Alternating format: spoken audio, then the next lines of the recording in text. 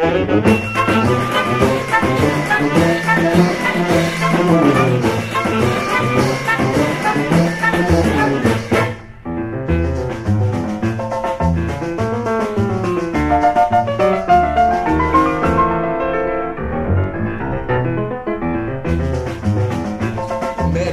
sua casa, Dr. Francisco Magalhães, ele é médico ginecologista, presidente do Sindmed, Sindicato dos Médicos da Bahia. Dr. Francisco Magalhães, mais uma vez, muito bom dia, seja bem-vindo em mais uma quinta-feira aqui ao Show da Manhã. Bom dia, Valdo, bom dia, ouvintes, estamos aqui como sempre. Dr. Francisco Magalhães, a gente aqui tem debatido vários assuntos, entrando aqui em outras vertentes aqui, mas hoje nós vamos falar de algo que é muito sério, falta de médicos aos plantões e a greve dos médicos do Hospital Espanhol, que agora está à beira da UTI. Isso é isso mesmo? Infelizmente, são dois assuntos, Valdo, extremamente importante, entendeu? Mas essa questão do Hospital Espanhol, ela é uma situação assim que deixa todos nós preocupados, né? E nós vamos abordar esse assunto aqui, discutir com a comunidade como um todo, né? E colocar os fatos como estão ocorrendo. Muito bem. Olha, você pode participar com a gente, você pode opinar, pode questionar também. O presidente do Sindmed está aqui com a gente, o Dr. Francisco Magalhães. O nosso canal está liberado.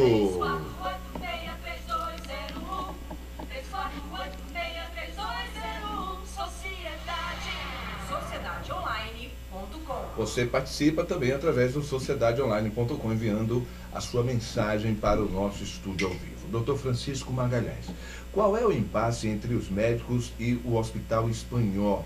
Desde quando isto... o que é que está acontecendo realmente para chegar a esse ponto? Olha, veja só, Valdo, o problema do Hospital Espanhol é um problema antigo, é um problema que vem vamos dizer assim, se remontando... Se arrastando. Exatamente, né? Ele vem se arrastando, é o termo certo, há muito tempo.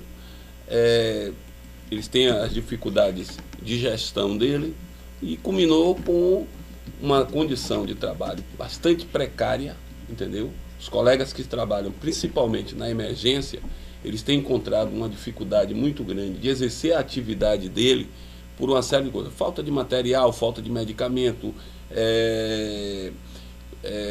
segurança, entendeu? Eu diria a você, falta tudo. Um hospital tradicional, um hospital de 150 anos, e esses colegas, através do sindicato, aí eu estou dizendo a você em primeira mão, resolveram paralisar suas atividades a partir da segunda-feira. O que é que isso significa? De forma bem cuidadosa, né, os médicos irão vamos dizer assim, suspender as suas atividades, mas já comunicando a toda a comunidade, a todos aqueles que se utilizam daquela unidade, que procure outras unidades de saúde. Nós temos diversas outras unidades que dão o mesmo suporte, o mesmo atendimento, então nós estamos já comunicando a sociedade como um todo, que os médicos, a partir de segunda-feira, não atenderão, a partir das 7 horas da manhã, não estarão atendendo as suas atividades, principalmente pelas condições de trabalho, mas também os médicos estão há quase 2 meses sem receber o seu salário. Isso os médicos da emergência, que são CLTistas, são médicos carteira assinada. O pior, Valdo, são os médicos que prestam serviço através de pessoa jurídica. Tem deles que tem até 1 ano que não recebe nada, um ano sem receber salário.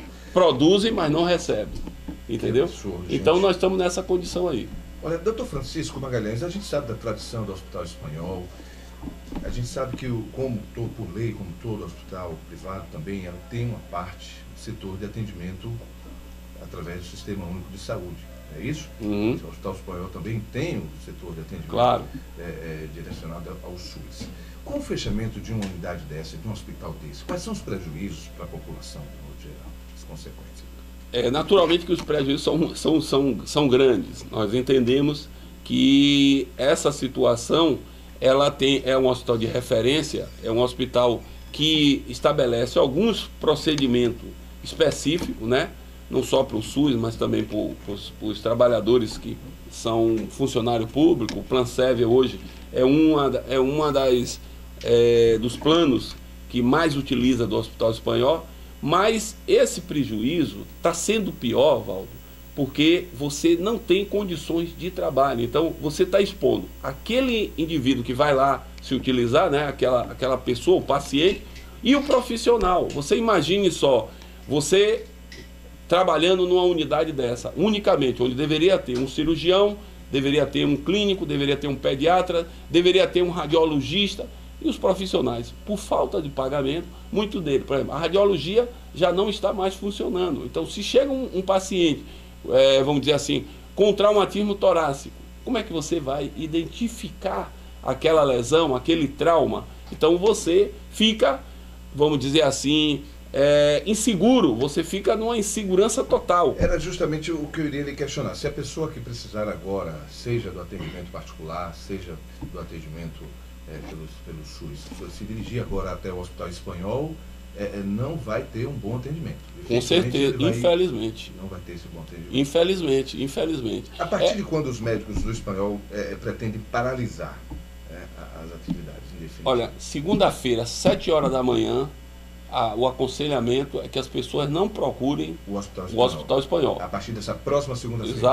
Exatamente. Entendeu? Nós estamos comunicando oficialmente a todas as autoridades, Ministério Público, Conselho Regional de Medicina, o secretário de Saúde, o secretário municipal, o secretário estadual, o próprio hospital, né, a sua diretoria, entendeu? Porque essa decisão foi tentada, olha só, foi postergada. Semana passada nós tivemos uma reunião com os médicos, ele foi dado um prazo para se resolver todos esses problemas, foi dado um prazo até a terça-feira, essa última, não foi resolvido, entendeu? Então essa situação toda tem sido buscado uma solução, então nós não temos encontrado. Quer dizer, só para você ter ideia, Valdo, os colegas relatam o seguinte: eles estão de plantão, diante dessa dificuldade, então a pessoa vai para lá, ela está buscando o atendimento. Quando ela chega lá, que ela não encontra resposta no atendimento, ela parte para cima do profissional, entendeu? Às vezes até para agredir o profissional. Ele é o culpado. Ele é o culpado. Agora, entendeu? doutor, existe um diretor lá no Hospital Espanhol? Com certeza. É isso? Qual o posicionamento da direção desse hospital em relação a isso? Olha, a diretoria, ela foi à nossa reunião, que nós convocamos os médicos, e eles se posicionaram da seguinte forma: que eles estão fazendo um plano de reestruturação. Eles têm uma dívida que está alçada mais ou menos em 100 milhões. Então eles estão buscando uma empresa que eles chamam de resgatadora de empresa em dificuldade, né? Uma empresa de nome Pedra Angular. Tem um cidadão de nome Marcelo Quadros, que é o diretor dessa empresa, que ele faz um estudo. Então eles estão tentando resgatar. Mas só que esse resgate, ninguém sabe quando começa, quando ela vai se configurar. Então os profissionais, os médicos, eles vivem o tempo todo sob uma tensão muito forte. Ele vive sobre uma espécie, aquela coisa, né, de você estar com todo o arsenal apontado para você. Porque na hora que acontece o pior, aquela história que eu estava dizendo aqui para você, lá daquela tragédia lá, infelizmente, que aconteceu lá. Quando acontece, o primeiro da linha de frente a ser responsabilizado é exatamente o médico. Olha, eu vou ao intervalo e volto aqui conversando com o Dr. Francisco Magalhães, presidente do Sindmed, Sindicato dos Médicos da Bahia, todas as quintas-feiras o médico em sua casa, falando sobre a falta de médicos aos plantões, a greve dos médicos e o possível fechamento, na verdade, do hospital, um hospital de referência. Eu, sinceramente, fiquei abismado quando o senhor trouxe essa informação aqui sobre a possibilidade do fechamento do Hospital Espanhol. É uma coisa quase que inacreditável, doutor. E as coisas estão se encaminhando realmente para essa situação. 10h16 na Bahia. 10 horas mais 20 minutos. Dr. Francisco Magalhães, presidente do Sindmed. com a gente hoje, o Médico em Sua Casa, todas as quintas-feiras, falando sobre falta de médicos aos plantões e a greve dos médicos do Hospital Espanhol, gente. O Conselho Superior das Entidades Médicas do Estado da Bahia, o COSEMBA, publicou uma nota para falar sobre a falta de médicos aos plantões, tema de grande mídia desta semana, e informado que as entidades médicas já haviam tomado algumas iniciativas buscando solucionar o problema. Nós temos aqui o Durval Pereira. Você pode ligar para a gente, pode questionar, tirar a sua dúvida também dentro desse assunto que nós estamos debatendo hoje com o presidente do Sindmed. Durval Pereira diz: Valdo, por favor, pergunte ao médico se na visão dele, essa regulamentação aonde para ser atendido uma central decide aonde e quando o paciente é atendido, se isso não prejudica e muito tanto o paciente quanto o médico, e se isso influencia na rede particular. Durval Pereira. Ele está falando sobre a central de regulação. Exatamente. Né? Olha, eu até já conversei aqui, Valdo, sobre essa questão da central de regulação. A central de regulação, ela tenta colocar o paciente nas vagas existentes. É evidente que isso cria um certo constrangimento, porque não tem vaga para todo mundo. Por exemplo, vamos fazer uma abordagem direta. A UTI. Você sabe que nós não temos o número de vagas em UTI que seja aquela ideal. Então você cria um gargalo, né? Se cria um certo gargalo. E isso realmente expõe o médico, expõe o paciente. O Durval, ele está certo. Expõe. Então o que é que se precisa? Se precisa fazer investimento, aumentar o número de vagas, e eu defendo, já defendi isso inclusive no Ministério Público, que até na situação das vagas existentes na área privada, ela fique também sobre a deliberação da central de regulação. Por exemplo, o que é que vale mais? É a vida ou o dinheiro? Claro que é a vida. Então, se o Estado não tem uma vaga no hospital público, aquela vaga que tem no hospital privado, ela deve ficar à disposição e o Estado depois acerta com o ente privado. Isso é uma lógica natural. A vida, ela vale mais do que o dinheiro. Falando, até aproveitando essa questão, doutor Durval Pereira, sobre a central de regulação, uma situação muito comum aqui, o senhor há de confirmar isso, claro, e outro dia eu fiz esse questionamento. A gente observa, por exemplo, o cidadão é vítima de um acidente automobilístico, e aí você liga para o 192, e aí o SAMU, que é uma mão na roda, é um serviço que a gente tem que, apesar de algumas dificuldades, mas imagine uma cidade, a terceira capital do país hoje, sem esse serviço de atendimento móvel. E de imediatamente a ambulância chega, atende ali, presta os primeiros socorros, e a ambulância, o detalhe curioso, ao invés dela seguir viagem, em alguns casos, ela procura um local ali, vai ali para o acostamento, um cantinho ali, e ela permanece parada com o paciente dentro da ambulância. E aí, questionado lá, os atendentes, os médicos, os prepostos lá do SAMU, como sempre, eles alegam que estamos aguardando a central de regulação. O senhor, como médico, presidente do Sindmed, até que ponto isso pode ser prejudicial ou não? Esse procedimento, eu sei, claro, que ali existe ali uma estrutura, existe ali, pelo menos para prestar ali os primeiros atendimentos, os primeiros socorros. Mas isso é muito comum, não é isso, doutor? Esse é o sofrimento diário. Isso é o sofrimento diário, quem trabalha no SAMU. O que é que acontece? É evidente que o SAMU, ele tem uma estrutura que você dá um suporte àquele paciente. O SAMU tem salvado muitas vidas, isso, principalmente acidente automobilístico, essa coisa toda.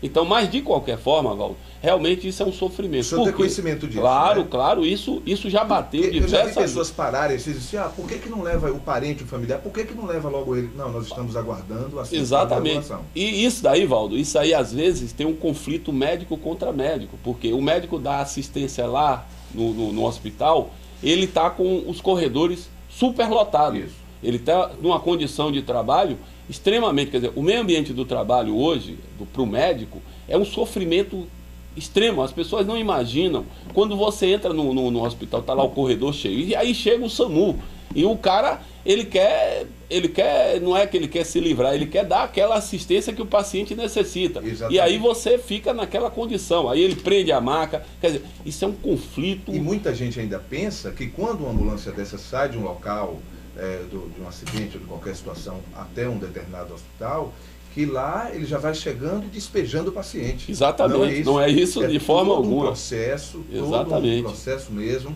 para se colocar aquele paciente ali naquela unidade. No finalzinho aqui desse bate-papo com o Dr. Francisco Magalhães, presidente do Sindmed, ele que é médico também, ginecologista, falando sobre falta de médicos aos plantões e greve dos médicos do Hospital Espanhol.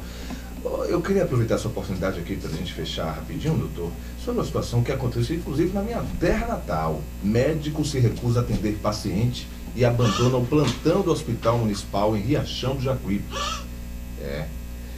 O senhor teve conhecimento dessa situação? Olha, a situação lá de Riachão, Valdo, já de há muito tempo, falso médico, uma série de situações. Na noite de sexta-feira, o Hospital Municipal de Riachão viveu um momento de tensão por volta das 21 horas. Chegou à unidade uma vítima de acidente que veio do município de Nova Fátima. O médico de plantão, Dr. Rodrigo Pena, se recusou a atender a vítima, dizendo que o mesmo não era da cidade e por isso não o atenderia. E aí, doutor? Não, isso não, porque o SUS ele é universal, ele tem que atender todo mundo, entendeu?